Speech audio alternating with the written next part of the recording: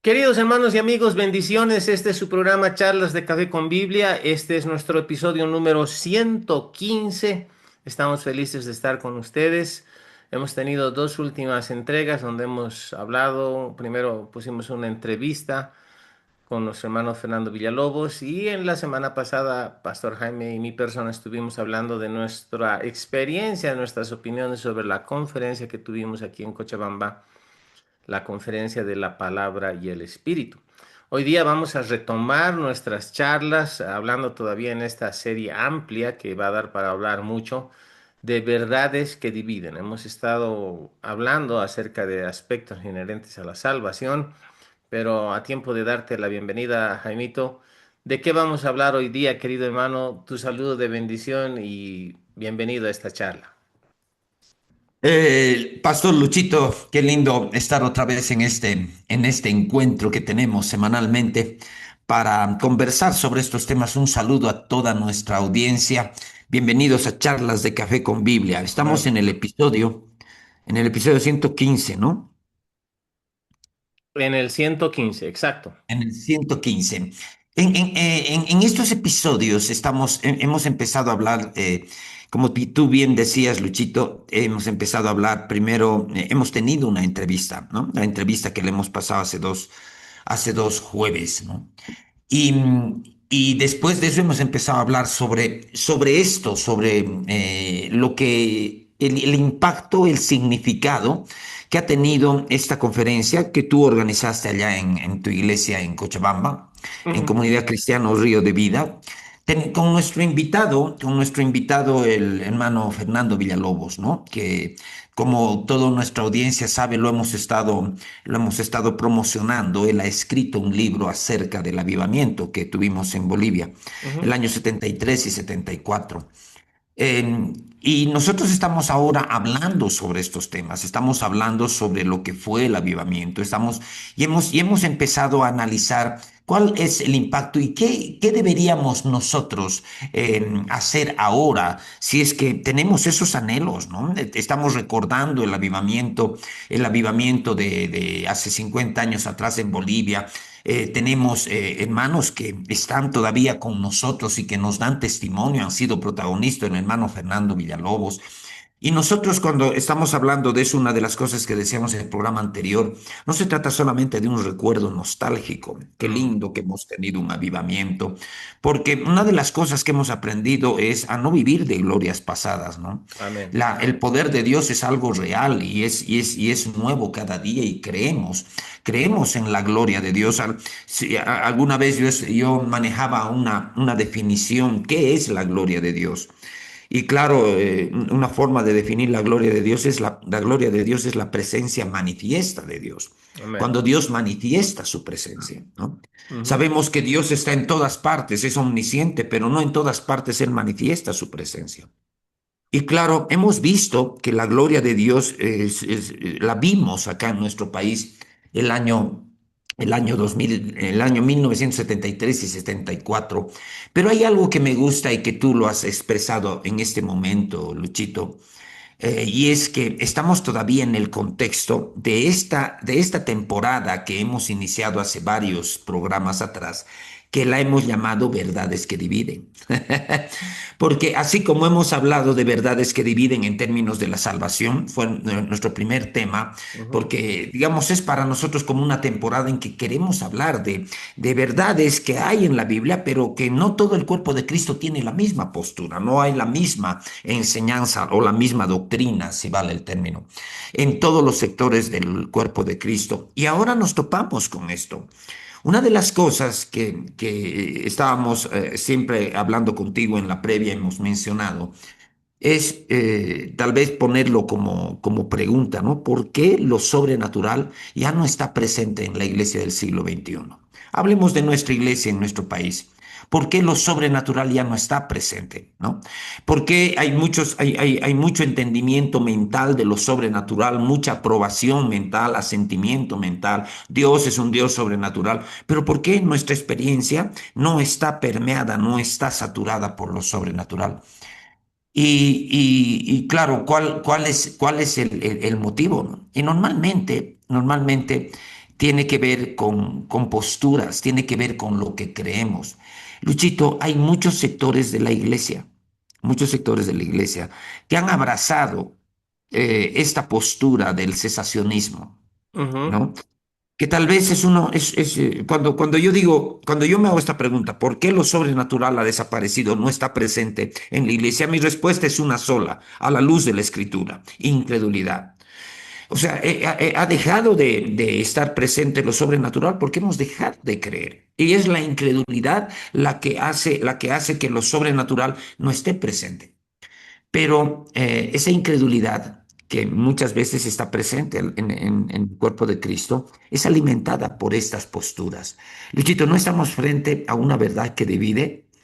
Queremos Sí, seguir sí, hablando sí, claro que sobre sí. la conferencia, queremos seguir hablando, siempre vamos a estar haciendo referencia al avivamiento de Julio César Ruibal hace 50 años en Bolivia, pero queremos queremos conversar sobre el verdadero fundamento bíblico.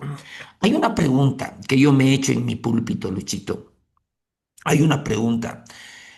¿Puede la iglesia del siglo XXI, la iglesia que nos toca activar a nosotros ahora, ¿no? La iglesia de la que somos parte, Ujú. somos miembros, puede la iglesia de este tiempo, del siglo XXI, cumplir su misión escritural sin el Espíritu Santo, sin el poder del Espíritu Santo, sin lo que el Señor Jesús les dijo a los discípulos que esperen en Jerusalén hasta que sean investidos de poder de lo alto? Luchito, ¿cómo vamos a continuar nuestra conversación? Pero estamos en el contexto de otra verdad que divide al cuerpo de Cristo, ¿no te parece? Sí, exacto, hermano. Y de hecho, respondiendo a tu inquietud, interrogante, mi convicción personal es que no. No vamos a poder cumplir la gran comisión si no es que entendemos realmente el ministerio del Espíritu Santo y caminamos Mm. en esa revelación.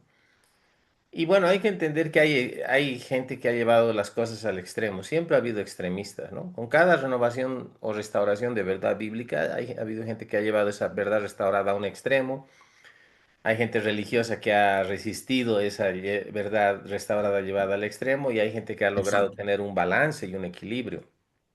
Ahora, eh, para solo aclarar los términos, cuando hablamos de cesacionismo, queremos referirnos a esa postura doctrinal que establece y dice que los dones del Espíritu Santo, el fluir del Espíritu Santo, el bautismo del Espíritu Santo, las manifestaciones del Espíritu Santo cesaron con los últimos apóstoles del Cordero, ¿no? Con Juan, el último apóstol en la isla de Patmos. Eh, y hay un gran problema en medio de todo eso porque estas posturas cesacionistas tratan de reducir, aunque nunca lo admiten conscientemente, no lo sé, pero en realidad tratan de reducir la experiencia cristiana a un proceso simplemente de un conocimiento o un entendimiento intelectual, ¿no? O Ujú. plantean Información. un cambio, una renovación en la persona desde la moralidad, ¿no? O sea, antes pecaba, ahora va a esforzarse por no pecar, ¿no? Y bueno, ahora tiene que ser una persona correcta o tiene que ser así, así, así. Y bueno, parte de eso tiene que ver con el nuevo nacimiento, cómo es que Dios transforma nuestras vidas. Pero en realidad la Biblia enseña que, o sea, la Biblia nos muestra que toda obra que se hace, que sucede y acontece en la tierra en esta era, después de la cruz de Cristo, es una obra directamente relacionada a la obra del Espíritu Santo en la vida de los creyentes. Recordemos ese verso que dice que cuando el Espíritu iba a venir, él iba a convencer al mundo de pecado, justicia y juicio. Y esa es la obra del Espíritu Santo, convenciendo a aquellos que no conocen a Jesús todavía para que rindan sus vidas a Dios, nazcan de nuevo, sean regenerados en su espíritu por la obra directa del Espíritu Santo y eventualmente reciban también el bautismo del Espíritu Santo. Entonces, te propongo, Jaimito, que esta charla, como siempre sabemos cómo empezar, nunca cómo acabar, y obviamente vamos a tener mucha tela para cortar en estas charlas hablando del Espíritu Santo, pero que coloquemos ese fundamento, ¿no? O sea, acerca de la obra del Espíritu Santo y entender y explicar un poquito estas posturas que son tan divergentes y hasta yo me atrevería a decir tan poco bíblicas, che. Perdón por la ligereza en mis palabras, pero trato de ser intencionado cuando digo eso, ¿no? ¿De dónde hemos sacado que el Espíritu Santo va a obrar de una manera diferente en la iglesia contemporánea, diferente a cómo Él obró el día de Pentecostés en Hechos capítulo 2 versos 1 en adelante, y obró durante el tiempo de los apóstoles y durante el tiempo que el libro de Hechos relata los primeros años de la iglesia primitiva? ¿De dónde hemos sacado que ha habido un cambio en el operar, en el obrar del Espíritu Santo? Exacto. ¿Dónde es que la iglesia ha perdido el poder de Dios en manifestación y ha empezado a caminar más en los rigores de una liturgia y una religiosidad Ujú. institucionalizada que priva a las personas básicamente de experimentar a Dios y de operar y moverse en lo sobrenatural? ¿Cuáles son tus pensamientos sobre esto, Jaimito? Luchito, estamos de acuerdo en abordar este tema desde esa perspectiva, un poco, no porque queramos nosotros tener una actitud combativa, porque sí queremos tenerla, sino porque necesitamos romper patrones de pensamiento, de incredulidad, ¿no? En realidad, cuando uno ve la palabra de Dios, y por ejemplo ve los capítulos 3 y el capítulo 3 y 4 del libro de Hebreos, se habla de la provocación en el desierto. Esto a mí me viene a la mente y voy a hablar sobre esto. Se habla sobre la provocación en el desierto. ¿A qué se refiere el escritor de Hebreos cuando habla de la provocación en el desierto? Se refiere al hecho de que Israel provocó a Dios, lo voy a poner en esos términos, con su incredulidad. El escritor de Hebreos habla de ese momento en que Israel tenía que tomar la tierra prometida, ¿no? Y obviamente para tomar la tierra prometida, una de las cosas que pasa es que Moisés manda espías, ¿no? Y esos espías regresan, pero regresan con un informe muy negativo y desalientan a todo el pueblo, ¿no? Y claro, ese desaliento hace que Dios se irrite. Estoy explicando la Biblia, pero en los términos de la Biblia, ¿no? Dios en ese pasaje que estamos hablando en Números 13 y 14 dice, este pueblo me ha irritado 10 veces ya, 10 veces, me ha irritado. ¿Y por qué la Biblia lo llama el día de la provocación? A ese momento en que Dios es irritado por el pueblo de Israel. Y bueno, viene un juicio sobre esa generación, explicando todo el contexto de esto que estoy mencionando, viene un juicio. ¿Cuál es el juicio que viene? Esa generación que ha provocado a Dios con su incredulidad. ¿Cuál es el pecado que ha provocado a Dios? Incredulidad, incredulidad. Estaban mirando a los gigantes, estaban mirando a la tierra que traga a sus moradores, estaban mirando muchas cosas. Pero hay incredulidad. Y en ese contexto de incredulidad, es cuando Dios dice, incluso utiliza un lenguaje muy fuerte, esta depravada multitud, ¿no? ¿Cuál es el juicio que acarreó esa generación? Quedaron en el desierto. Ellos no entraron a la tierra prometida. 40 años tuvieron que vagar en el desierto. Ahora, ¿por qué para mí es importante ahorita poner este ejemplo sobre la mesa? Porque con lo sobrenatural, para mí está pasando lo mismo. Es una cuestión de incredulidad, ¿no? Mm, Luchito, todo lo que nosotros vemos en la palabra de Dios, todo lo que nosotros enseñamos, todo lo que nosotros ministramos de la palabra de Dios, tiene que ver con la fe, tiene que ver con la fe, ¿no? ¿Cuál es la única manera en la que la incredulidad puede ser vencida? Cuando nosotros tenemos fe. Pero la única forma en que la fe puede ser producida es a través de la palabra de Dios. Así que la fe es por el oír y el oír por la palabra de Dios. come on. He puesto el ejemplo, este ejemplo del día de la provocación en el desierto, ¿no? Cómo la Biblia describe, ¿no? ¿Qué es lo que provocó a Dios? La incredulidad. Ahora, si la incredulidad tiene la capacidad digamos, de quitarnos la bendición de Dios, como se lo hizo a esta generación de judíos incrédulos que habían visto las maravillas de Dios, pero no creyeron en Él. yo digo, esa incredulidad es la misma que ha hecho desaparecer todo lo que es lo sobrenatural en la iglesia de hoy. Porque no creemos en lo sobrenatural y porque esa incredulidad está alimentada por estas posturas. Por eso, Luchito, a mí me alegra mucho que estemos abordando de esta manera estas posturas, el cesacionismo. Alguna vez hemos hablado de esto, pero vale la pena recordar una idea que hemos expresado cuando hemos hablado hace tiempo atrás, ¿no? Hemos tocado Sí. este tema. Hemos dicho que ¿por qué el cesacionismo ha aparecido? ¿Por qué el cesacionismo ha aparecido? Porque la Biblia dice que los dones van a cesar en algún momento. En la Escritura, que es la única fuente de nuestra fe, la única fuente de nuestras creencias, es la Escritura. ¿No? No podemos basar nuestras creencias en otra cosa que no sea la Escritura. Ujú. Pero por qué se han armado esta doctrina, esta gran doctrina del cesacionismo? ¿Qué es lo que ha motivado o cómo se ha generado esta creencia o esta doctrina? Es que hemos visto que lo sobrenatural ha desaparecido de la iglesia y hemos hecho de la experiencia, de esa ausencia de lo sobrenatural, hemos hecho una doctrina, ¿no? El creer en el cesacionismo, para mí, es haber hecho doctrina de la experiencia, no de la escritura. De Tú la decías, experiencia o de la mala experiencia o de la falta de o experiencia. de la falta de la experiencia, claro, como no, en nuestra experiencia ya no hay lo sobrenatural, entonces concluimos Exacto. que lo sobrenatural ha cesado. Ahora, ¿cómo puede alguien que es un ministro de la palabra concluir algo aparte de la palabra? Todo lo que nosotros creemos debe ser juzgado por la palabra. Todo lo que un profeta dice, tenemos que juzgarlo por la palabra. Amén. Todo lo que las guías que nosotros tenemos de Dios o pensamos tener de Dios, lo tenemos que juzgar por la palabra. Luchito, en la palabra no hay ninguna indicación que lo que le fue dado a la iglesia le haya sido quitado o le iba a ser quitado en algún momento.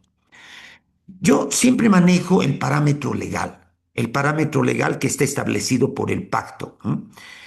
El nuevo pacto lleva incluida en el nuevo pacto para cada hijo de Dios y mucho más para los ministros, el nuevo pacto lleva incluida la promesa del Padre. Es lo que el Señor Jesús les decía a sus discípulos al final en el capítulo 24 de Lucas. No se vayan de Jerusalén, porque yo enviaré la promesa del Padre. ¿Cuál es la promesa del Padre? El Espíritu Santo. Amén. ¿En qué contexto les dice? Yo no se vayan de Jerusalén, yo enviaré la promesa del Padre y no se vayan de Jerusalén hasta que sean investidos de poder desde lo alto. En Amén. el libro de Gloria a los Dios. Hechos, sus discípulos le dicen, vas a restaurar el reino de Israel, eres el Mesías, conocemos la profecía, vas a restaurar el reino de Israel. El Señor Jesús les dice, no les toca saber eso a ustedes, ni yo lo sé, pero sí les toca saber algo, van a recibir poder y van a ser mis testigos. Pero también en el mismo libro de los Hechos, en el primer capítulo, en el segundo capítulo, se hace referencia al Espíritu Santo, al bautismo en el Espíritu Santo, como la promesa del Padre. La pregunta que yo hago, ¿hay alguna indicación en la Biblia de que Dios iba a quitar alguna de sus promesas? Luchito, ese es mi primer argumento. No sé qué puedes tú acotar a esto. Paso contigo, hermano. Me gusta, hermano. Y como siempre estamos dejando que la charla se desarrolle. Mira, hay una escritura que está muy mal usada por aquellos que sostienen esto del cesacionismo, esta postura, que obviamente normalmente son círculos de hermanos fundamentalistas, ¿no? Iglesias históricas, como les llamamos, que se precian de hacer una correcta exégesis, ¿no? Una correcta interpretación bíblica partiendo del texto, ¿no? O sea, el texto tiene supremacía sobre cualquier otra cosa y a partir de eso Exacto. establecen doctrina. O sea, ellos se glorían de eso, se vanaglorían de eso en realidad. Pero parecería que a veces usan eisegesis en vez de exégesis, ¿no? O sea, usan un verso para justificar una postura, que ese es el Sí. uso inadecuado Mm. de la escritura, ¿no? Y bueno, Asumen primero la postura y después la claro, a ver justifican. cómo la respaldamos, ¿no? Claro. Ahora, Primera Corintios capítulo 13 habla sobre el amor, bueno, la preeminencia del amor. Y bueno, dice varias cosas, pero en el verso 8 dice, 1 Corintios 13:8 dice, el amor nunca deja de ser, pero las profecías acabarán y cesarán las lenguas y la ciencia acabará, porque en parte conocemos y en parte profetizamos, mas cuando venga lo perfecto, entonces lo que es en parte se acabará. Ellos automáticamente, cuando leen esta postura, dicen cuando venga lo perfecto, y eso que ha venido lo perfecto es cuando el canon de la escritura se ha terminado. Exacto, cuando la revelación ya está O establecida, sea, total. Apocalipsis, Juan, el discípulo amado, recibe la revelación del Apocalipsis, se acaba el canon y ha llegado lo perfecto. Entonces, están forzando una interpretación para pensar y argumentar de que al terminar el canon, no, se acabó el ministerio apostólico genuino, se acabó el ministerio profético genuino, se acabaron las lenguas, se acabó el operar del Espíritu Santo, el bautismo del Espíritu Santo. Y esa es una postura que ha sido generalizada, inclusive no solo en tiempos de la Reforma, pero que los padres de la Reforma, Martín Lutero, en su contexto, porque él viene de la Iglesia Católica, él era un monje católico, teólogo, maestro de cementerio, digo, de seminario bíblico católico. eh, yo y mi carácter, que no puedo, pero bueno, es así, ¿no? Humor Entonces, negro. hay una impronta sobre cesacionismo porque la misma Iglesia Católica se tornó cesacionista. Hubo un tiempo de decadencia en cuanto a la práctica del cristianismo bíblico y se empezó a sustituir de manera paulatina eh, el mover del Espíritu Santo se sustituyó por la imposición, estoy hablando de la Iglesia Católica primero, antes de la Reforma, se sustituyó por el culto a los muertos o a los santos, los altares con espejos, con oro y ese tipo de cosas. Hay un libro muy bueno, no sé si lo tienes ahí, creo que lo tienes por ahí. Se llama Verdades del presente día. Este es un manifiesto de avivamiento, en realidad. Verdades del presente día de Dick Iverson y Bill Schindler. Y él, en el capítulo 3 hablan, la iglesia dice de poder a decadencia, ¿no? Habla de la iglesia primitiva, la iglesia perseguida, y cómo es que después con la conversión ¿cómo se llamaba? El Constantino, eso, cuando Constantino tiene una experiencia donde ve una visión de la cruz Exacto. y él escucha con este símbolo vencerás y vence en esa batalla. Y hay controversia, hay gente que a Constantino lo tienen por un hereje, un falso convertido, hay gente que lo tiene por converso, qué sé yo, bueno, pero de la noche a la mañana, siendo Constantino emperador, abraza el cristianismo por decreto, ¿no? O sea, el cristianismo viene a ser la religión oficial del Imperio Romano y ahí empieza una especie de sincretismo de las tradiciones paganas con las prácticas cristianas y de ahí nace la Iglesia Católica en realidad. Ahora, no estamos aquí para debatir con personas adherentes de la Iglesia Católica, ese es nuestro trasfondo, mío, tuyo y de la mayoría en Latinoamérica, pero hemos de entender que hubo un tiempo oscuro de decadencia donde el Espíritu Santo cada vez, el mover del Espíritu Santo fue disminuyendo, fue menguando. Y eso también afectó el tiempo de la reforma, previo a la reforma, la Edad Media, la Edad Oscura, el oscurantismo, y bueno, luego la restauración que empieza con la salvación a través de la fe personal en Cristo y una serie de verdades que vienen a ser restauradas hasta que llegamos a los inicios del siglo XX, 1900, 1904, con la restauración de la experiencia del bautismo del Espíritu Santo, con la evidencia de hablar en otras lenguas. Este movimiento aconteció en Azusa, y bueno, previo a eso en el Instituto Bíblico Bethel, creo que se llamaba, en Topeka, Kansas, con Charles Parham. Ahora, son apuntes de historia, no vamos tal vez a profundizar mucho en eso, pero creo que el punto es que muchos se han quedado todavía en las rémoras de lo que ha sido una falta de experiencia, de la falta de experiencia del Espíritu Santo en cuanto a obras de poder, de milagros, de sanidades, de bautismo. Ahora, no pienso decir que durante la Edad Media no hubo manifestaciones del Espíritu, cosas parecidas. Yo creo que siempre ha habido un hilo de verdad que ha atravesado, es transversal a todo el desarrollo de la iglesia en la historia, pero hubo grandes tiempos, periodos marcados por una ausencia del Espíritu Santo en manifestación, y eso tiene Claro, que ver con incredulidad también, hermano, increíble. porque nadie puede nacer de nuevo por decreto, ¿no? Cuando Constantino se convierte, tal vez él trata de ayudar y avanzar la obra de la evangelización y de la obra del cristianismo, ¿no? Pero lo hace en su carne, ¿no? Porque básicamente de ser una creencia perseguida viene a ser una creencia reconocida oficialmente, pero la gente no nace de nuevo. La gente no experimenta ese cambio, esa renovación, esa recreación en su ser espiritual.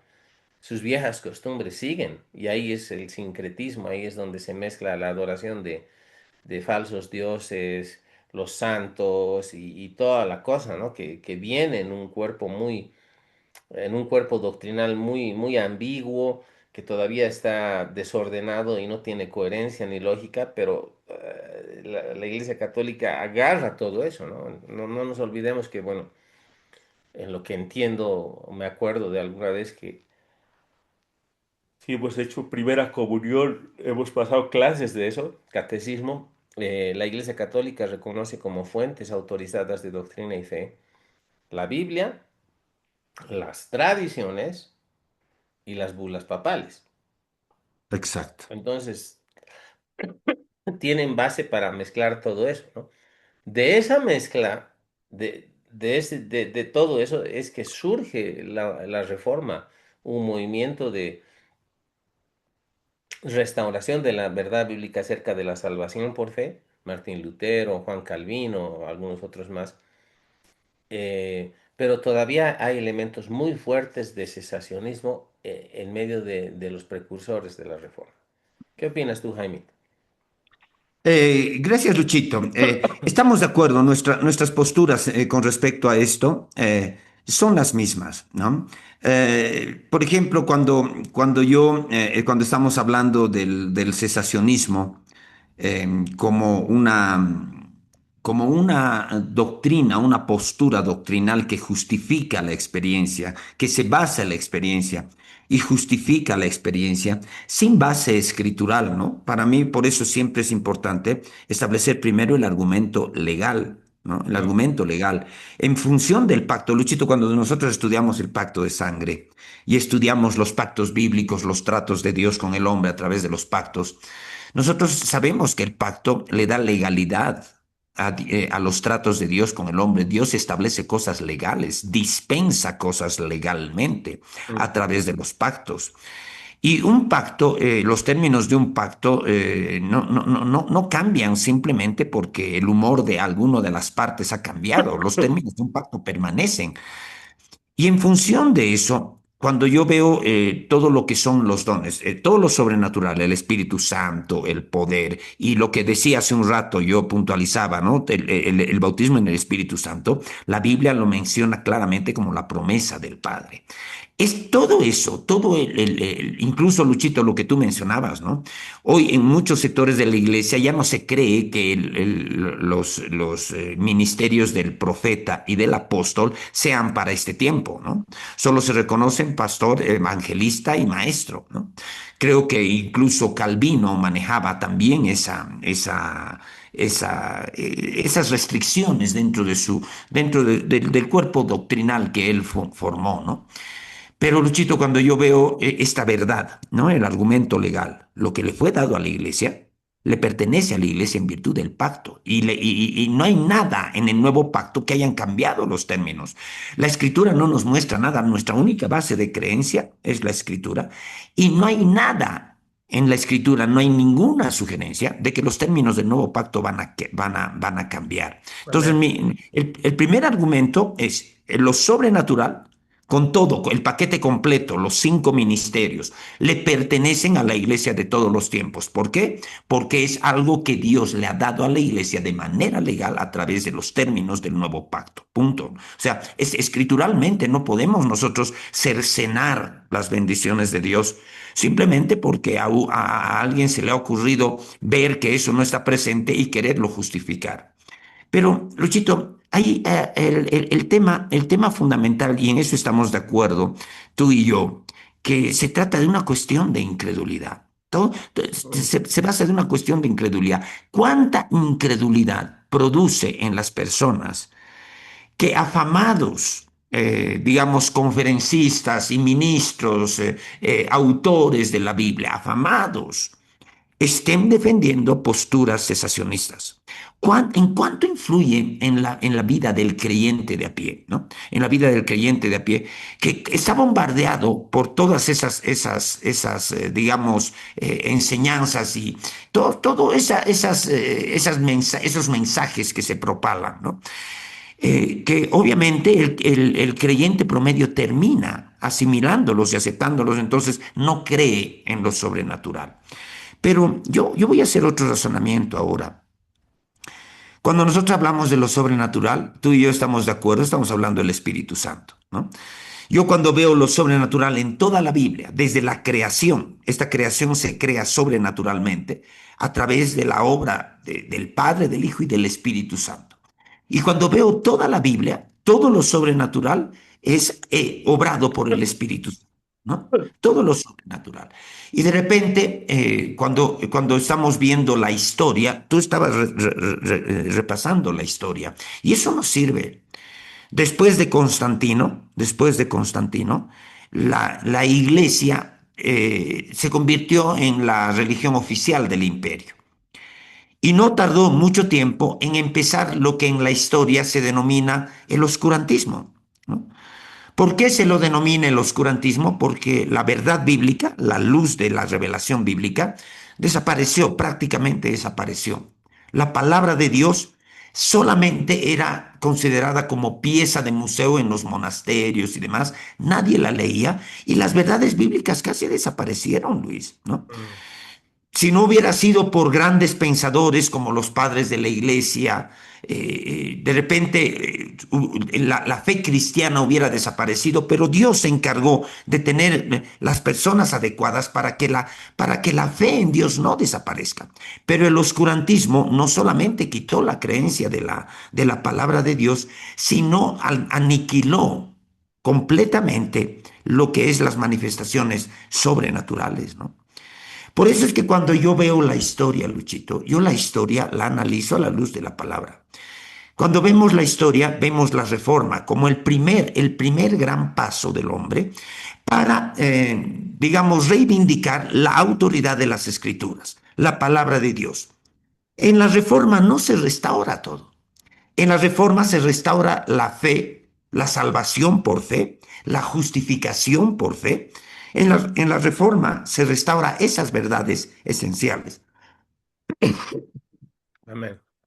Pero cuando nosotros vemos la historia de la reforma, no vemos todavía restaurado en la época de la reforma todo lo que es las manifestaciones sobrenaturales. No vemos restaurado el bautismo en el Espíritu Santo, no. Porque Dios necesita primero restaurar la base de su relación con el hombre, la fe, la justificación por fe y todo lo que originó la reforma.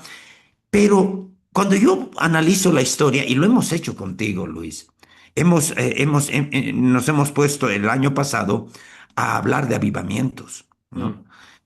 Y claro, ahí para mí uno de los referentes que nos ayuda en esta línea de pensamiento es Robert Liardon, pues, ¿no? Porque Robert Liardon escribe muchos libros, los llama Los Generales de Dios, pero así como escribe libros de las manifestaciones, escribe también un libro sobre los generales de la Reforma. Pero cuando ya contigo analizamos lo que pasó en los distintos avivamientos, hemos empezado contigo el año pasado hablando de cómo Dios empezó a restaurar las manifestaciones sobrenaturales en distintos avivamientos y usando a diferentes hombres y mujeres. Empieza a finales del siglo XIX de una manera nítida, ¿no? Con un tal John Alexander Dowie, ¿no? Y hemos hablado de él contigo, ¿no? Y cuando empezamos a ver, no es el único, empieza a aparecer otro, a ver, ayúdame con algunos nombres que hemos hablado. Hemos hablado de Charles Parham, hemos hablado de William Seymour, hemos hablado John G. de Lake, hemos John hablado G. de Lake, Smith Wigglesworth, exacto. sí, Hemos hablado de algunas mujeres, ¿no? Hemos hablado de Catherine Kuhlman, Amy Simple McPhee. Bueno, no hablamos de Amy Simple, pero bueno, era parte de. pero era, Hablamos de era la parte, abuela digamos. Eder, María Woodward Eder. Exacto, Woodward Eder, la abuela Eder, exactamente. Estamos citando nombres de personas que Dios usó desde finales del siglo XIX, estamos hablando de John Alexander Dowie, pasando por el avivamiento de Gales, donde está Evan Roberts, Evan Roberts, sí. luego el avivamiento en la calle Azusa, y a partir de eso, todo lo que fueron una serie de hombres y mujeres. Y de repente, Luchito, cuando yo veo ese estudio que hemos hecho y lo hemos vuelto a refrescar el año pasado, yo tengo que interpretar, pues mi mente me dice, hay que interpretar la historia. ¿Qué está pasando? ¿Qué está haciendo Dios? Mm. Y claro, yo digo, si yo interpreto la historia a la luz de la palabra, no al revés, no interpretar la Biblia a la luz de la historia, sino más bien interpretar la historia a la luz de la palabra, yo veo nítidamente que Dios está interesado en restaurar desde este tiempo, desde el principio del siglo XX, Dios está interesado en restaurar lo sobrenatural en la iglesia, ¿no? Yo veo Amén. eso. ¿Por qué? Porque escrituralmente yo sé que lo sobrenatural le pertenece. Pero además veo que en la historia, veo que hay documentos históricos que nos muestran que todos estos hombres y mujeres se movieron en lo sobrenatural. Pero donde ya personalmente a mí me estremece, llego a estremecerse, a estremecerme, cuando tocamos lo que pasó en Bolivia, Mm, mm, mm. ¿no? Lo que pasó en Aleluya. Bolivia. Cuando yo ya digo, hemos estudiado todo lo que hizo con estos grandes hombres y mujeres, pero ¿qué pasó en nuestro país? Y es ahí que me estremezco, digo, porque yo fui testigo, yo me acuerdo de lo que pasó, ¿no? Siempre yo aclaro, no tomé una decisión por Cristo en el avivamiento, lo hice años después, pero lo que yo vi del avivamiento de Julio César Ruibal, lo que yo vi, fui parte, estuve ahí en medio de las multitudes con mis papás, me impactó tremendamente. Mm. Entonces yo digo, haciendo un razonamiento muy autorreferencial, ¿quién me puede decir a mí que lo sobrenatural ha cesado? Si yo lo he visto, si Bolivia tiene una evidencia, ¿no? Es una evidencia histórica. ¿No? Cuando nosotros queremos ver, por ejemplo, cuando un hecho tiene evidencia histórica, lo que pasó en Bolivia, los testimonios de tanta gente, los testimonios de la prensa secular, nos aseguran que Bolivia fue sacudida por el mover sobrenatural de Dios con grandes milagros y señales. Yo estuve presente en una de esas multitudinarias concentraciones y estuve presente en esos lugares donde se estaban realizando los milagros. Yo estuve presente como un niño en la iglesia de San Miguel, cuando yo con mi hermano íbamos de curiosos a ver lo que estaba pasando, porque eran católicos, evangélicos. Dios no le importó si eras católico, si eras evangélico. No, derramó su espíritu. Por primera vez yo vi gente bautizada en el Espíritu Santo. Entonces, Luchito, acá es donde un poco ya me emociono y empiezo a asumir un tono vehemente. ¿Por qué? Porque digo, la escritura, los términos legales del pacto, me aseguran que lo sobrenatural no le fue quitado a la iglesia. Amén. Los que hemos estudiado de los grandes avivamientos ocurridos a lo largo del siglo XX son evidencias históricas, están documentados, todos ellos. Y para colmo, acá en Bolivia hemos tenido lo nuestro, ¿no?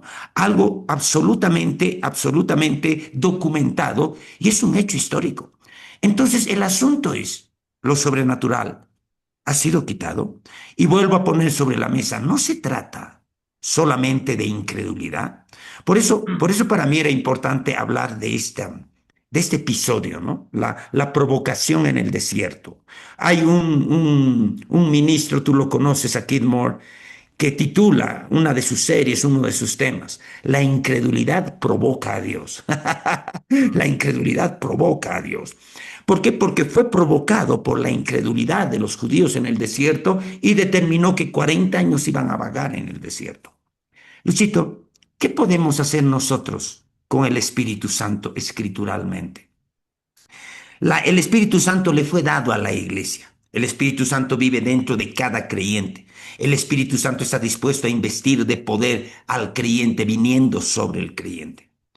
Yo veo que en la Escritura hay dos cosas que el creyente y la iglesia puede hacer con el Espíritu Santo. La primera es contristarlo, Efesios 4:30. Las personas podemos contristar al Espíritu Santo, entristecerlo. Y según Primera Tesalonicenses 5:19, la otra cosa que podemos hacerlo es apagar el Espíritu. Tesalonicenses 5:19 dice, no apaguéis el Espíritu. Y en Efesios 4:30 dice, no contristéis al Espíritu Santo de Dios, con el cual fuisteis sellados para el día de la redención. El Espíritu Santo le fue dado a la iglesia. La iglesia no puede cumplir su rol sin el Espíritu Santo, Amén. sin lo sobrenatural. ¿Qué es lo que yo creo, Luchito? Lo hemos contristado en la iglesia y lo hemos apagado. ¿Por qué? Por nuestra incredulidad. Esa misma incredulidad que provocó y que provoca a Dios es la misma incredulidad que ha hecho que nosotros en la iglesia de nuestro tiempo hayamos contristado al Espíritu y lo hayamos apagado. Tenemos que volver a creer. Tenemos que volver. Contigo, Luchito, no quiero extenderme mucho. No, está bien, estamos avanzando. A ver, veo la hora, estamos sobre los, bueno, de acuerdo a esto, más o menos sobre los 40 minutos. Estamos en buen tiempo. Am, Hay bases comunes de interpretación bíblica entre grupos que puedan llamarse continuistas y cesacionistas. Definitivamente sí. Hay un acuerdo acerca de que la salvación es una obra de gracia que se recibe por fe a través del ejercicio de la fe personal en Cristo. Es dada a nosotros no por obras, sino para buenas obras. Y, y pero luego, ¿cómo es que nosotros definimos la vida llena del Espíritu Santo o el bautismo del Espíritu Santo? Porque hay muchos estudios teológicos de ambas corrientes, cesacionistas, no tan cesacionistas radicalmente, no cesacionistas a ultranza. Y muchas veces se ha acusado a los hermanos pentecostales, de los cuales yo me adscribo. O sea, yo, en un sentido, si hubiera que etiquetarse, si yo Mm. tuviera que etiquetarme, yo soy un pentecostal, ¿no? O sea, Claro, pero yo soy nuestras raíces anti, son pentecostales. claro, pero soy anti-etiquetas, por otro lado, porque ese es el Mm, otro problema, ¿no? Ah, no eres calvinista, eres arminiano, digamos. Y mm. mira que yo no estudio mucho de arminianismo, pero sí he estudiado la Biblia. Y parece que Arminio era bíblico, hermano. O sea, estaba leyendo ayer algo de Arminio, estudiando, y la controversia con Calvino sobre la predestinación y el libre albedrío y la soberanía de Dios y bueno. Pero esos ya son puntos que hemos tocado un poco también ya en el anterior bloque, hablando de salvación. Pero a lo que me voy es que hay puntos de consenso acerca de la obra del Espíritu Santo cuando estudiamos el ministerio del Espíritu Santo, ¿no? Hay extremos en la enseñanza, a veces ha habido una enseñanza muy superficial de algunos textos que han llevado a extremos inexplicables también a ciertas personas de círculos pentecostales y eso también ha sido fuente de no poca controversia. Pero cuando hallamos balance y entendemos las cosas, hemos de entender y determinar que no hay obra de Dios en la tierra que no sea hecha a través de la intervención directa del Espíritu Santo en la era de la Exacto, iglesia, ¿no? exacto, Nuevo exacto. nacimiento, salvación, bautismo del Espíritu Santo, milagros, sanidades, dones del Espíritu en operación, obra sobrenatural, lo que sea, pero es obra del Espíritu. Y no es solo el bautismo del Espíritu, empieza desde la salvación, desde la convicción que uno tiene de pecado antes de nacer de nuevo, porque es el Espíritu Santo tratando directamente desde afuera, desde una parte externa, diremos así, sobre la persona, convenciéndola de pecado, de justicia y de juicio. ¿Para qué? Para que rinda su vida a Cristo. Entonces, la pregunta es, ¿cuáles son los linderos o a qué está limitado el ministerio del Espíritu Santo en la iglesia contemporánea? Ahí es donde nos dividimos, ¿no? Ahí es donde hay cesacionistas, hay continuistas, ¿ah? Y como tú bien lo has dicho, haciendo este paralelo en el libro de Números, Números es 13 y 14, ¿no? 13 y 14. Exacto. Números 13 y 14 tiene que ver con incredulidad y tiene que ver con que cuando las manifestaciones del Espíritu Santo disminuyeron en la historia de la iglesia, se creó una teología capaz de soportar y justificar la falta de manifestaciones. Ahí es donde surge el cesacionismo como una postura teológica que dice, no, lo perfecto ya ha llegado, entonces ya no es necesario orar en lenguas, no hay que hablar en lenguas, no hay que profetizar ni nada. Cuando ya hemos establecido que lo que dice esa escritura en 1 Corintios 13 no se aplica a la llegada de lo perfecto, no debe entenderse como el canon de la escritura inspirada ya terminado. Entiendo yo que cuando llegue lo perfecto es cuando Jesús vuelva en su plena manifestación Exacto, como Rey de exacto, Reyes y Señor de Señores. ¿No ve?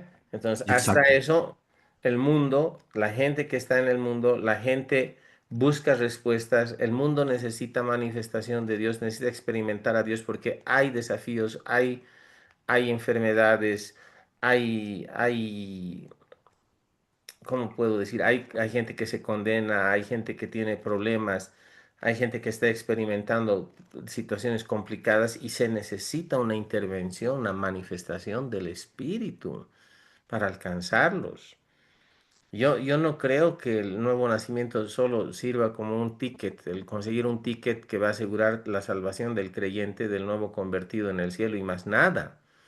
O sea, hay propósito en la salvación. Dios nos alcanza con la salvación y nos da un llamado, tiene una misión, un propósito. Tenemos una misión y un propósito para cumplir en nuestras vidas. Y la idea de depender del Espíritu Santo tiene que ver con eso.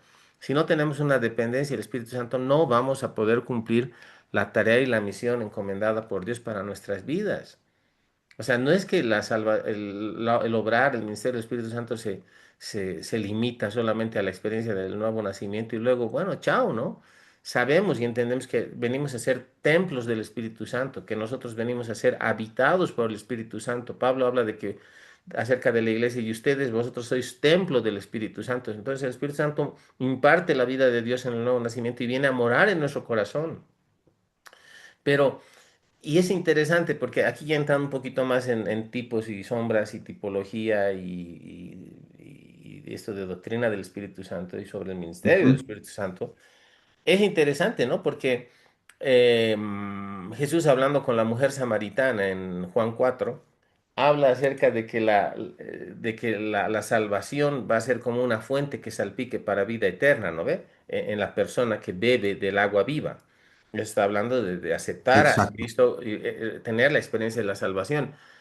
Pero en el mismo libro de Juan, en Juan 7, habla sobre ríos de agua viva que van a fluir del interior. Entonces hay una diferencia entre una fuente y un río. Y yo, hallando un paralelo, trato de establecer un paralelo donde entiendo que la fuente se está refiriendo a la experiencia del nuevo nacimiento, está refiriéndose al ser recreado en Cristo, al recibir perdón de pecados y recibir al Espíritu Santo que imparte la vida de Dios a nuestro espíritu y venimos a ser nuevas criaturas. Y esa es la salvación que está en nuestro espíritu.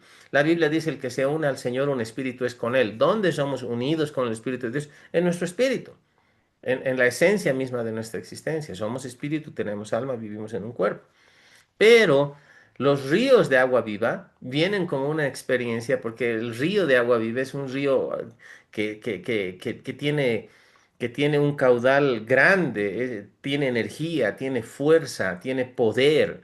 Y esos ríos de agua viva vienen sobre nuestra vida cuando nosotros somos investidos de poder de lo alto. Recibimos el bautismo, la llenura, la plenitud del Espíritu Santo, que viene a ser más una obra de poder y bueno, de acuerdo a muchos eh, teólogos, diremos así, estudiosos pentecostales, son la entrada al ejercicio pleno de las manifestaciones y dones del Espíritu Santo en nuestra vida. ¿Qué opinas tú, Jaimito? ¿Concuerdas conmigo o hay algo que ajustar en mi doctrina? No, no, no, no, estamos de acuerdo. Estos son los puntos esenciales sobre los que siempre estamos de acuerdo, ¿no? El asunto es ¿dónde nos perdemos los creyentes cuando estamos interpretando la Biblia, ¿no? ¿Cómo nosotros deberíamos interpretar la Biblia?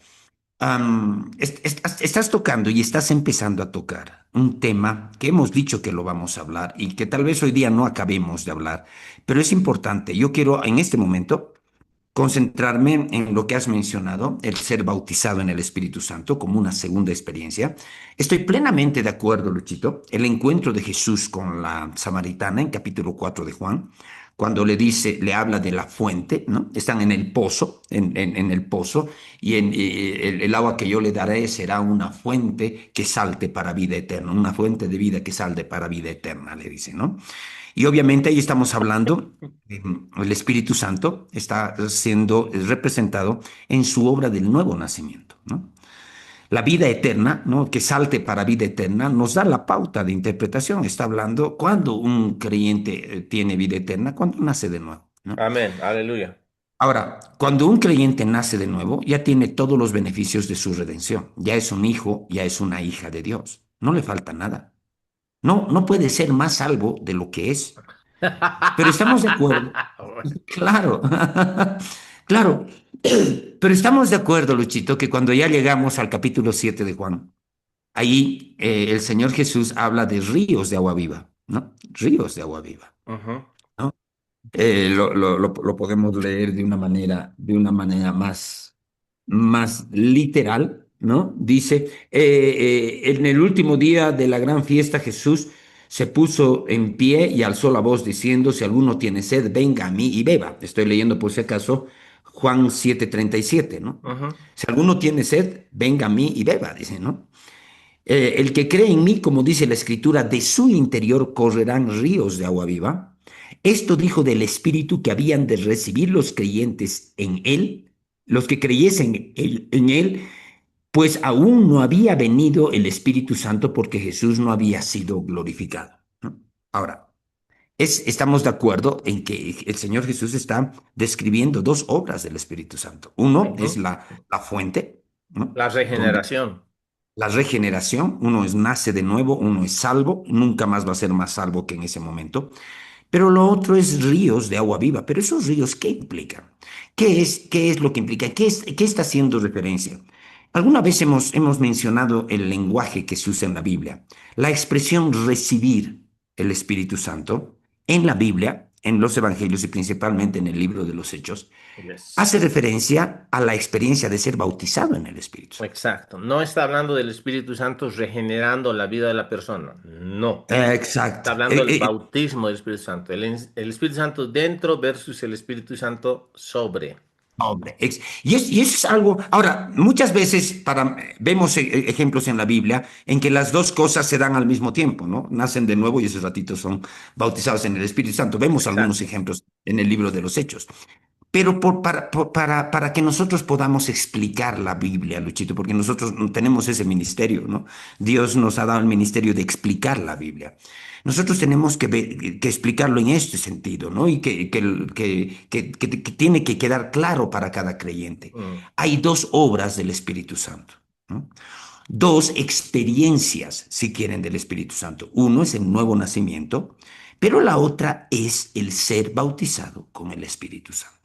Ahora, yo quiero ver cuán importante es este tema de ser bautizado. Yo voy a leer un poquito lo que dice Juan capítulo 1, ¿no? Voy a leer desde el verso 29.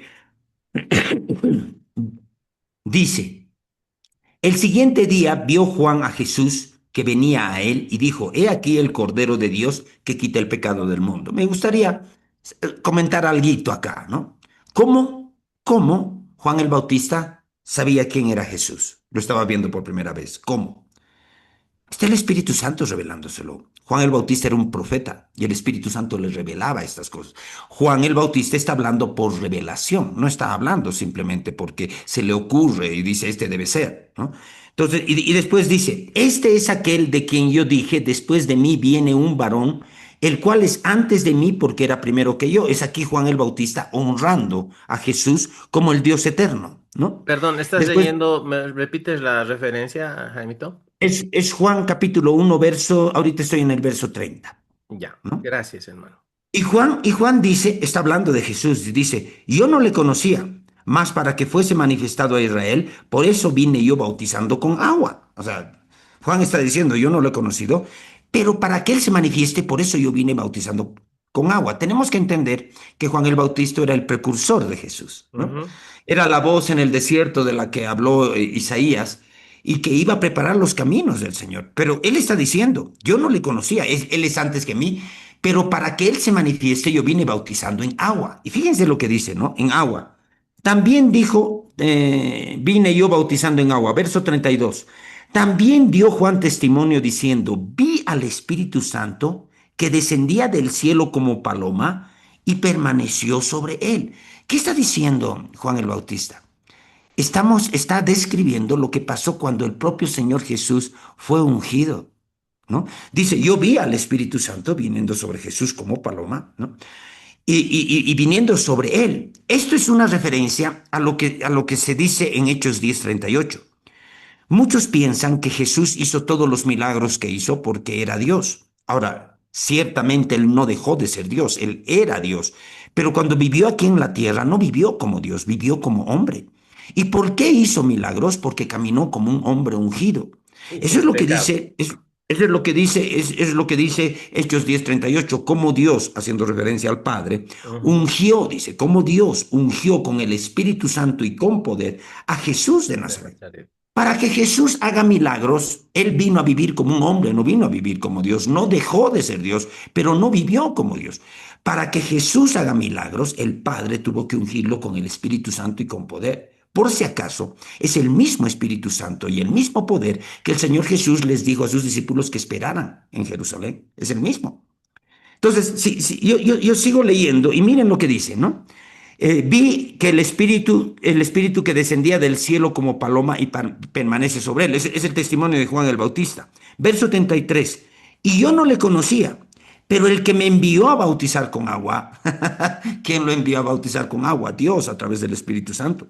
El que me envió a bautizar con agua, aquel que me dijo sobre quien veas descender el Espíritu y que permanece sobre él, este es el que bautiza con el Espíritu Santo. Acá hay algo bien interesante. Podemos hacer muchos estudios de muchos textos, pero empecemos por este. Juan el Bautista, su testimonio. Este es el Cordero de Dios que quita el pecado del mundo. Yo no le conocía, pero él es antes que mí y alguien me envió a preparar sus caminos. Pero el que me mandó a bautizar con agua me dijo que yo iba a ver sobre alguien posarse el Espíritu Santo, pero esa persona es la que bautiza con el Espíritu Santo. Mm. Cuando nosotros vemos Hechos, solamente cito, no sé cuánto es nuestro tiempo, Luchito, Estamos pero ya sobre los 58 minutos, más o menos. ya, esta partecita la terminaré, esta idea, ¿no? Cuando yo veo, dice, y estando, dice, a quienes también, voy a leer Hechos 1:3, a quienes también, hablando de Jesús, después de haber padecido, se presentó vivo, ¿no? Con muchas pruebas indubitables, apareciéndoseles durante 40 días y hablándoles acerca del reino de Dios. 40 días el Señor resucitado hablando con ellos, con sus discípulos, del reino de Dios. Y aquí hay una referencia clara, dice, y estando juntos, les mandó que no se fuesen de Jerusalén, sino que esperasen la promesa del Padre. ¿Y cuál es la promesa del Padre? Las cuales les dijo, oísteis de mí. Porque Juan hace referencia a lo que hemos leído de Juan. Porque Juan ciertamente bautizó con agua, mas vosotros seréis bautizados con el Espíritu Santo Dentro dentro de de no muchos días. Este patrón bíblico que yo estoy viendo, primero en el Evangelio de Juan, el testimonio de Juan, este patrón en que Jesús a sus discípulos les recuerda la promesa del Padre para todos. El Padre no tiene preferidos. No es solo para los creyentes del primer siglo. Somos tan hijos de Dios, nosotros los del siglo XXI que hemos nacido de nuevo, somos tan hijos de Dios como los cristianos de la iglesia primitiva. Y el Padre no tiene preferidos, es la promesa del Padre. Está corroborando el testimonio de Juan el Bautista. El que viene, el ungido, él va a bautizar en el Espíritu Santo. Y luego Jesús lo corrobora y dice, Juan bautizó con agua, pero ustedes van a ser bautizados con el Espíritu Santo Aleluya. dentro de no muchos días. Ahora, Luchito, esta es la segunda experiencia del creyente.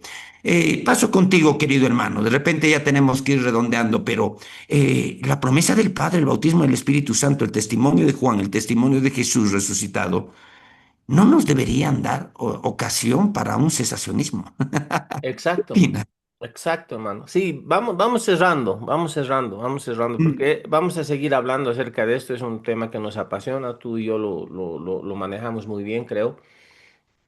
Y la idea es también, en la medida en que vamos compartiendo, ir absolviendo, respondiendo algunas interrogantes que a veces vienen sobre los creyentes, ¿no? Y que iglesias cesacionistas también usan.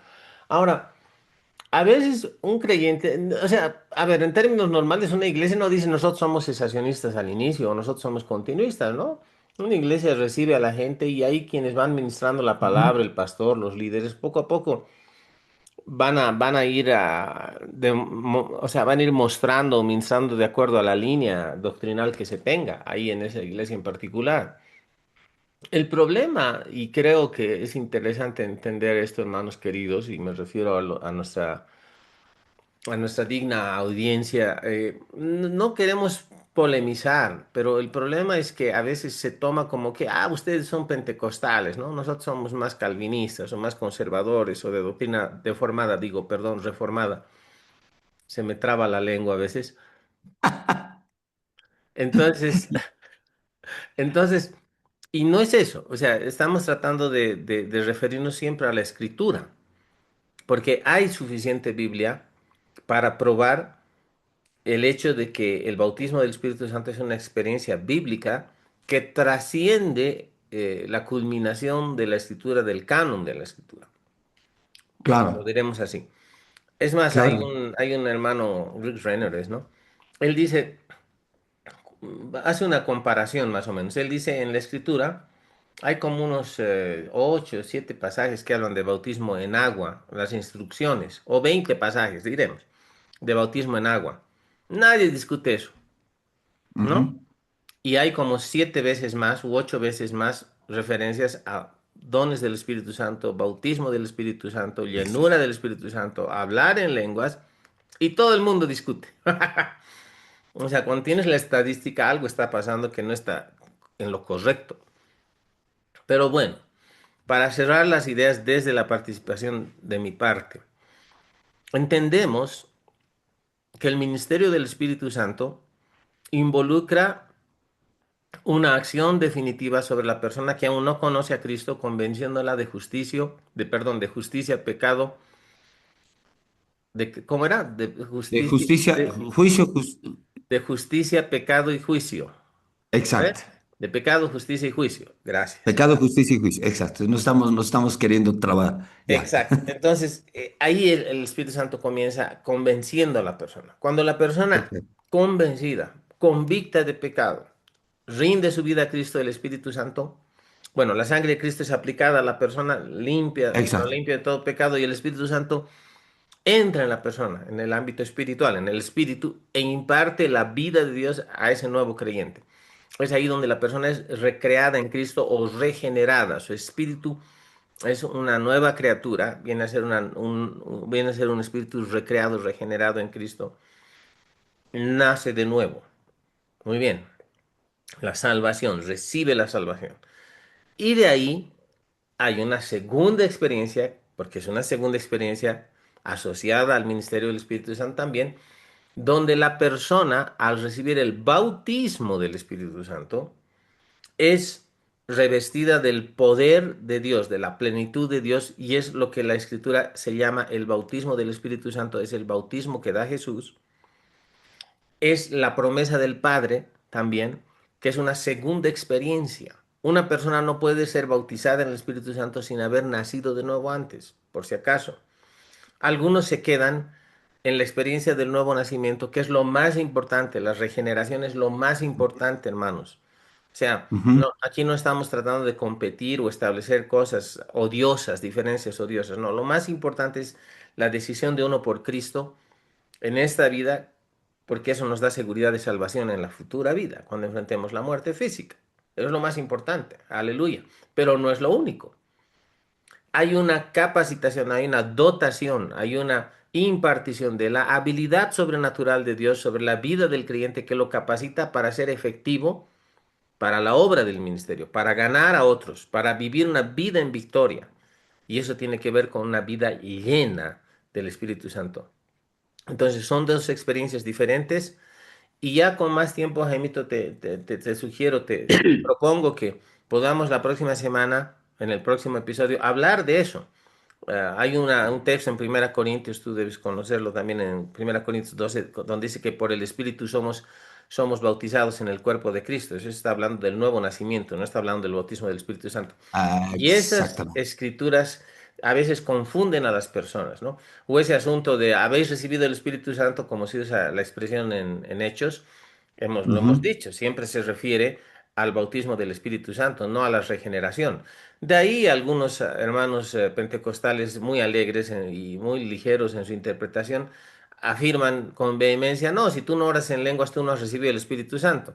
Ahí es donde hermanos de iglesias más fundamentalistas se ofenden y no quieren saber de los pentecostales. Me ha dicho que no tengo el Espíritu Santo. No, veremos cuál es el uso de la expresión en base al texto que normalmente usamos en la Reina Valera del 60. Pero eso lo veremos el próximo episodio. Yo con esto cierro mi participación, Jaimito. Redondearemos de tu parte las ideas y no sé a quién le toca, si tú quieres orar, yo quiero orar. Bueno, más que nos toque es, no me acuerdo, pero tú, yo, ya lo vemos. Adelante, Como hermano. chicos, ¿no? Como chicos, me toca, te toca. Pero a propósito, te toca. Ya, me voy a alistar. No, yo solamente quiero hacer un comentario final, ¿no? Lo que tú estás diciendo ahorita, Luchito, es importante y creo que tenemos que hablar. De hecho, cuando nosotros estudiamos fundamentos, cuando enseñamos fundamentos o lo que también llamamos las doctrinas básicas, Ujú. basados en Hebreos 6, hay lo que se llama doctrina de bautismos. ¿No? Se Exacto. enseña acerca de los bautismos, porque se tiene que tener claro, ¿no? En lo que tú has citado, si no me equivoco, es 1 Corintios 12, 28. No me acuerdo ahorita, lo vamos a Sí, es ver la Primera próxima. Corintios 2. Sí, Sí. 1 Corintios 12, ¿no? Donde habla de que hemos sido bautizados en el cuerpo de Cristo, no está hablando del bautismo del Espíritu Santo. Entonces hay que aclarar, como yo decía hace un instante, hay lo que la propia Biblia llama doctrina de bautismos, ¿no? El bautismo en agua, el bautismo de Juan, y seguramente tenemos que aclarar eso Ujú. nuestra próxima entrega, ¿no? Pero yo simplemente quiero hacer una conclusión de mi parte antes de pasarte, Luchito. Todos los que... yo siempre recuerdo, siempre veo un patrón que cuando uno estudia a los grandes hombres y mujeres de Dios que fueron usados, principalmente estos que hemos mencionado, ¿no? Los que fueron usados en avivamientos que dentro del pentecostalismo, en los que está el propio Julio César Rival. Siempre el Señor les mostró algo a las personas que Él llamó. Les mostró una iglesia dormida, les mostró una iglesia aletargada. Por ejemplo, Mm. cuando yo veo John Alexander Dowie, el primero que hemos estudiado, hay eso, ¿no? Es lo primero que se dan cuenta, y muchos de ellos, ¿no? La iglesia está dormida, la iglesia está aletargada. En otras palabras, la iglesia no está ocupando su lugar. La iglesia se ha mezclado con el mundo. La iglesia se ha convertido en un aspecto más de la cultura de nuestros países, ¿no? Un aspecto más de nuestra cultura. Tú eres evangélico, yo soy cristiano, yo soy, pero lo decimos como decir yo soy de derecha, yo soy de izquierda, yo soy del Stronger, yo soy de Bolívar. Lo Ujú. decimos de esa manera, o sea, se ha convertido en un aspecto de nuestra cultura. Y nuestra iglesia, la iglesia en sí, el cuerpo de Cristo, está dormido, está aletargado. Desde mi perspectiva, Luchito, y hemos coincidido en muchos aspectos contigo en esta charla, es por causa de incredulidad, incredulidad, ¿no? Necesitamos volver a creer en un Dios sobrenatural. Necesitamos la primera pregunta a quemarropa, la persona que nos está escuchando, ¿crees en un Dios sobrenatural? Y la persona de repente va a decir, sí, creo, un asentimiento mental. Pero la segunda pregunta es, ¿cuánto de lo sobrenatural estás experimentando en tu vida, ¿no? Amén. ¿Lo sobrenatural te pertenece? Es algo que está asociado a la promesa del Padre, ¿no? ¿Cuántos sus vidas cambiarían completamente, como fue en mi caso, solamente por el hecho de ser bautizados en el Espíritu Santo, ¿no? Entonces, animar a todos los hermanos y hermanas, admitamos que necesitamos volver a creer, admitamos que nos hemos acostumbrado a la incredulidad. Y eso es grave, ¿no? Acostumbrarnos a la incredulidad como algo normal. El otro día escuchaba a uno de los que nos atacan y nos dicen evangelio de prosperidad, nos atacan, ¿no? Y escuchaba algo que a mí me causaba hasta indignación, porque decía, estos que predican prosperidad están arrastrando a tantas vidas al infierno, dice, y como que las personas que creen en lo que nosotros enseñamos se van a ir al infierno. Y yo decía ese rato, si nosotros enseñamos fe, nadie se va a ir al infierno por tener fe en Dios. Habría que enseñar pobreza entonces para llegar al cielo. No, nadie se va a ir al infierno. Lo que va a llevar al infierno a muchas personas no es la fe, es la incredulidad. Y yo decía, estas personas solamente están acarreando agua para su molino, ¿no? Porque nos atacan a nosotros y dicen, si lo escuchas a él, él te va a arrastrar al infierno. ¿Y por Escúchame qué? a mí para llegar al cielo. Claro, claro. No, necesitamos creer en un Dios sobrenatural. Hermano, hermana, nadie se va a ir al infierno por creer en Dios. Es la incredulidad lo que va a llevar a muchas personas al infierno. Luchito, despídenos del programa. Hay Amén. muchas cosas en el aire que estamos dejando para nuestra próxima charla, querido hermano. Contigo, hermano. Amén. Gloria a Dios. Bueno, solo decirles, hermanos, que, bueno,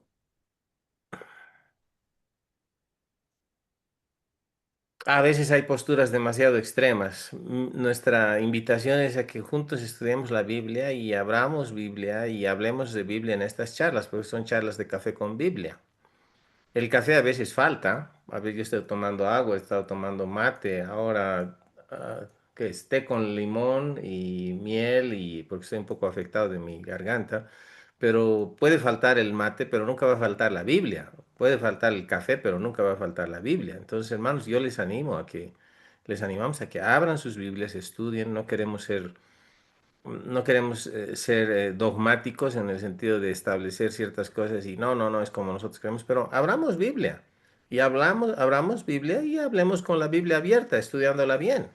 Hay suficiente evidencia en la escritura para probar que nuestra postura es bíblica. Entonces, ahora uno Amén. no quiere leer eso, bueno, quieres cortar con ciertas tijeras tu Biblia o poner Radex, bueno, es problema tuyo, no vamos a entrar en controversias innecesarias, pero hay fundamento para probar y corroborar aquello que estamos planteando hoy. Amén. Oremos un momento. Padre, te damos gracias, Señor, Gracias, Dios. por la revelación de tu palabra. Te Amén. damos gracias, Señor, por el Espíritu Santo, Aleluya, por Señor. la persona, el ministerio, la obra del Espíritu Santo en nuestra vida. Y gracias, Espíritu Santo, porque tú moras en nosotros y porque vives con Amén. nosotros, porque nos ha sido dado para que nosotros sepamos lo que Dios nos ha dado en Cristo. Pero no solo eso, nos ha sido dados como el consolador, está Aleluya. llamado a permanecer a nuestro lado y nos ayuda, nos ha sido dado como el ayudador como el que bautiza, el que llena, el que nos guía, el que nos imparte el poder de Dios y nos Aleluya, Señor. capacita para vivir una vida sobrenatural. Amén, Espíritu amén. Santo, queremos reconocer tu ministerio, queremos reconocer tu Sí, presencia en nuestra vida para que y también clamar a ti porque tu iglesia necesita tener plena conciencia de tu persona, de tu obrar, de aleluya, tu ministerio, aleluya. a fin de poder alcanzar las vidas para Cristo y dar un mensaje que no sea diluido en religiosidad, Mm, que la gente mm. rechace, que la gente no entienda. Espíritu Santo, tú eres el que está detrás de cada persona nacida de nuevo, cada persona llena con el Espíritu Santo contigo, cada persona A- sanada en el nombre de Jesús. Aleluya, Gracias, amén. gracias, gracias Gracias. Jesús por haber rogado al Padre y gracias Padre por haber enviado al Espíritu Santo. Amén, Que seamos llenos, que seamos controlados por el Espíritu permanentemente. Y Padre, yo te pido que quites por tu palabra y tu Espíritu toda confusión mental, toda tradición religiosa que a veces nos toma y nos priva de experimentar lo mejor y lo mayor que tú tienes para nosotros. ale- Sin negar la obra magnífica que has hecho, el milagro más grande, el haber propiciado salvación a nuestra vida, aleluya, habernos Señor. salvado, eso es lo más grande, lo más valioso, Señor. Pero hay más cosas que tú quieres que vivamos. Y una de esas Mm, es experimentar el poder del Espíritu Santo en manifestación. Y la otra es vivir una plena comunión con el Espíritu todo el sí, tiempo. Señor, sí, ser guiados en todo. Ayúdanos, Señor, a entender esto. Ale- Te pido por Jaime, te pido por mi vida para que Gracias. seamos claros en lo que estamos hablando. No queremos confundir Amén, a nadie, pero queremos ser bíblicos, queremos ser claros en nuestra exposición de la palabra y queremos, Señor, que tú nos ayudes, Espíritu Santo, para dar aleluya. las mejores ilustraciones y comunicar de la mejor manera este mensaje que entendemos es fundamental para nuestras iglesias Amén, hoy, para la vida de los creyentes hoy. amén, Señor. Bendecimos a todas las personas que nos siguen y Padre, manifiesta tu poder, tu gloria, tu amor en cada situación, en cada desafío, en cada necesidad que cualquier persona que pudiera estar Amén. escuchándonos o viéndonos que está experimentando, Señor. Mm, Bendícelos, Padre, en el nombre de Jesús. Te damos gracias, te damos honra y gloria en el nombre de Jesús. Amén y amén. Gloria a amén, Dios. aleluya. Amén, Jaimito. Será hasta la próxima, querido pastor. Que Dios te bendiga y nos vemos en la próxima charla. Bendiciones. Nos vemos en la próxima. Un saludo a toda nuestra audiencia. No se pierdan nuestras próximas entregas. Hasta pronto. Amén. Bendiciones.